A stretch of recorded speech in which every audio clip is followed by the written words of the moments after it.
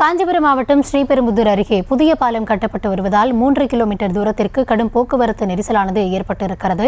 மாம்பாக்கம் பகுதியில் சாலை குண்டும் குழியுமாக இருப்பதால் வாகனங்கள் ஒன்றன் பின் ஒன்றாக ஆமை வேகத்தில் நகர்ந்து செல்கின்றன. இதுகுறித்த விவரங்களுக்காக இணைவிருக்கிறார் எம்முடைய செய்தியாளர் பாலசுப்ரமணியன். வணக்கம். தற்பொழுது எவ்வளவு நேரமாக அந்த பகுதியில் போக்குவரத்து நெரிசலானது ஏற்பட்டு இருக்கிறது? அங்கு போக்குவரத்து காவலர்கள் யாராவது இருக்காங்களா பணியில? என்ன விவரம்? நிச்சயமாக கௌதமி, சென்னை பெங்களூர் தேசிய நெடுஞ்சாலை 6 வழிச்சாலையாக விரிவாக்கம் செய்யும் பணிகள் கடந்த 5 ஆண்டுகளுக்கு மேலாக ஆமை வேகத்தில் நடைபெற்று வருகிறது. இந்த நிலையில் ஸ்ரீபெரும்புதூர் அருகே மாம்பாக்கம் பகுதியில் மேம்பாலம் கட்டும் இடத்திற்கு அருகில் சாலை போடப்பட்டு அதில் வாகனங்கள் செல்கின்றன. தற்போது அந்த சாலையானது கடந்த 2 தினங்களாக பெய்த மழையின் காரணமாக சேதமடைந்து குண்டும் குழியுமாக காணப்படுகிறது.